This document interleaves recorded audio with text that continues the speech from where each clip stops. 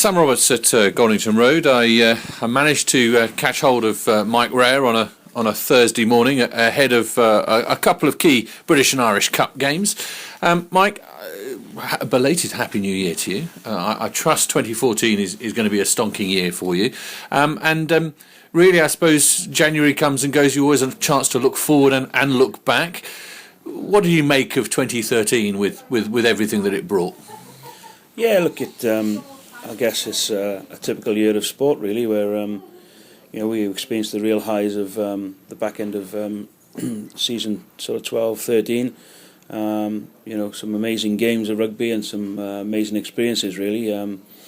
The Nottingham semi-finals, all the semi-finals, even the loss to Newcastle. We pushed them really hard here in the B&I Cup, and then the two-legged finals, and I just really seeing smiles on people's faces, and that's both players and supporters really in unison. And it was a brilliant end, and obviously more recently, the back end of the year, it was a short turnaround in the end. We didn't have much of a break in between the two seasons, and probably that's a little bit of been the case with our stuttering form and our poor start is a little bit of a hangover, and not really being able to separate the seasons. I think we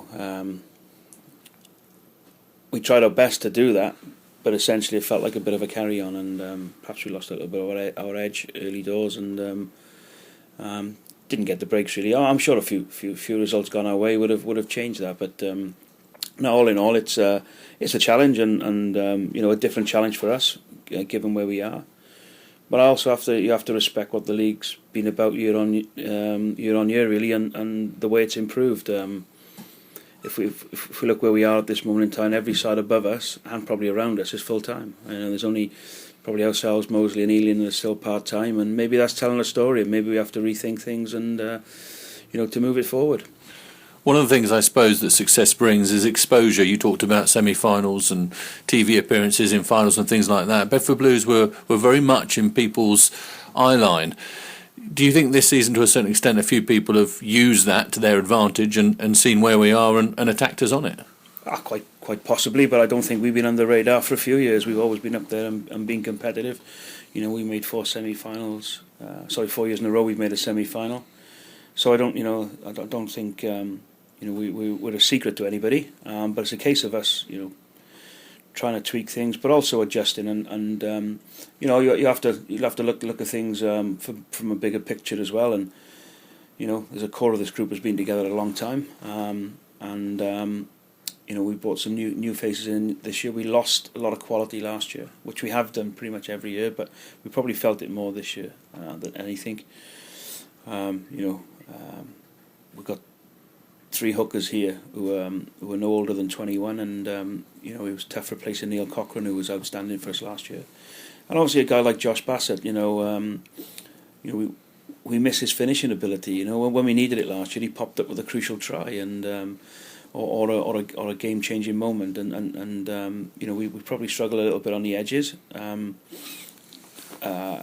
But the guys are coming through. Patrick Tapley coming through now. Aaron Morris was amazing against London Scottish. That tackle is one to live along the memory bank here for an 18-year-old boy to have won the game for us, pretty much.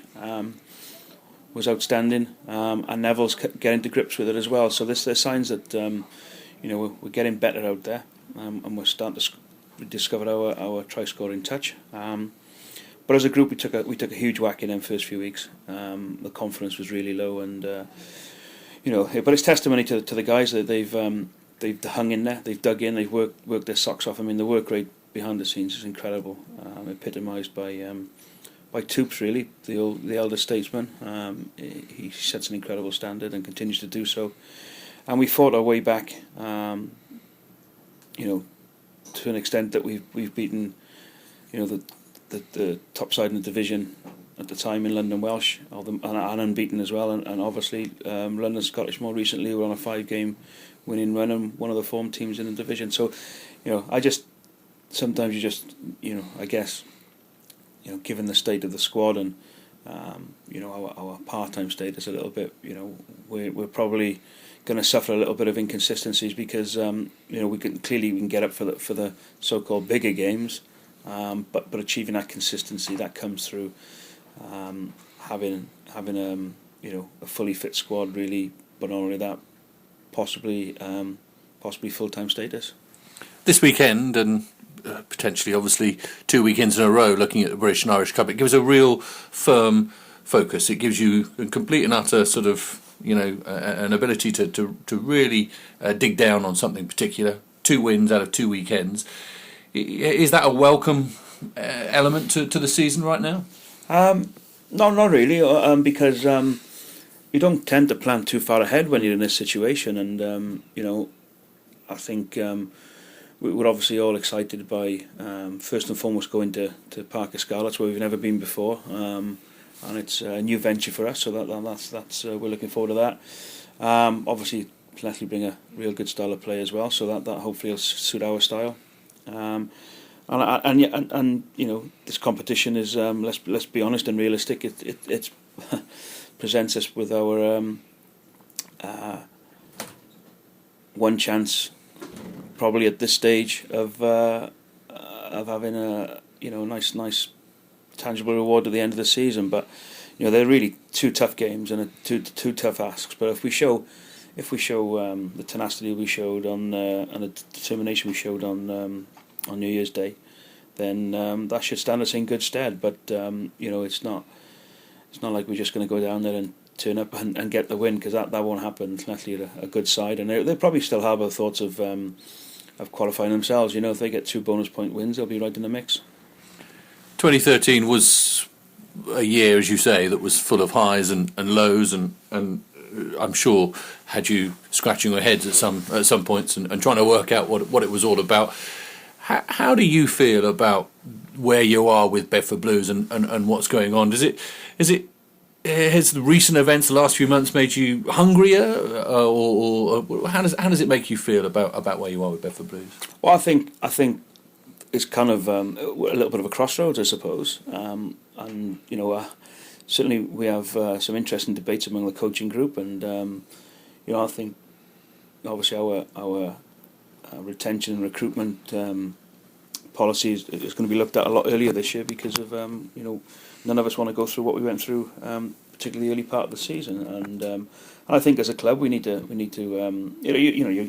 you tend to look inwardly quite deeply when you have situations and seasons like this, and I think this is definitely the case this year. I think we have to revisit what we're about as a club and where we are and how we move forward, that involves several stakeholders, not least the chairman and the board, really. So I suppose we have to all sit down together at some stage and decide what the next strategic steps are for the club.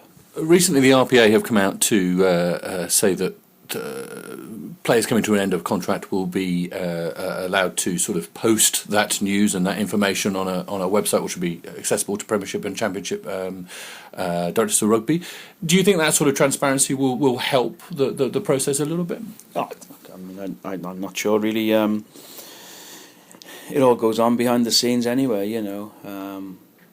Interesting when one director of rugby in the Premiership was moaning about one of his players being tapped up recently. So I know they moved the goalpost this year for our division, and players are allowed to be talked to on January the 1st this year, as opposed to, I think it was March the 1st. But look, all we ever do, if we're interested in a player lower down, I'd speak directly to the guy in charge of that rugby club. I would never go through to the player himself, and that's all we ask is a bit of respect of agents and directors of rugby in the Premiership, that they do the same to us, and we'd expect that to happen. Look, it's just rugby, innit? You just got to pick up the phone. There's enough people who know each other around to ask for recommendations or even references on players, really. As regards this year and everything that's going on, you made allusion to the fact that perhaps with the gap that has now been created, it is. But I suppose really, ultimately, this club is about winning and winning well, and I suppose that's really what we want to get back to, and where we belong as a rugby club, a place that any club, wherever you are in the league, fears to come and fears to play against. Well, I think obviously, the Golden Road experience is key to everything what we're about, really. And you say about winning, but a byproduct of performing well and giving your all to the cause is hopefully winning. In that sense, we don't talk a lot about winning. We talk a lot about getting our little bits and pieces right and getting performance, but as much showing real passion when we pull on a jersey. And everybody hates losing, no doubt about that. But it's been a strange one. We had a chat with Heinze last night, and we've won some big games recently, and you kind of we're never over elated by victories this year. We don't not jump for joy doing cartwheels. It's more of a relief factor, and but because actually, so even them victories have all gone to the wire and being real. There's been some real heart-stopping moments in them. So we're mentally and physically drained ourselves as coaches post game. But it's only because we see what effort the players put in, and sometimes they don't get the rewards they deserve, and so we live and breathe every moment for it. And of course, we've been here a long time now, and we're passionate about this place, and it really does hurt us when we lose, and it's been a tough old season so far. Last question on West Wales. Good place for you to go as a player? Yeah, I mean, obviously it's a new stadium. I've never been to this stadium, but Stradey Park, you had some real mixed memories from Stradey Park. But it was a fantastic ground and a real hotbed of rugby down there, and they know their rugby. They're passionate about their rugby there, and they play in the right way. My hero was Phil Bennett. Obviously, watched him a lot when he was playing at Stradey Park, and the president here reminds me of the glory days there very often. But it was an interesting one going there as a Cardiff player, and there was a lot of rivalry between the two sides, and had some tough days there, actually, some real tough days, but obviously a couple of good victories there, which are always pleasing when you're travelling back from there. Let's hope for good victories this weekend. Good luck for 2014. Always interesting talking to you. Thank you for your time, Mike. Cheers, Sam.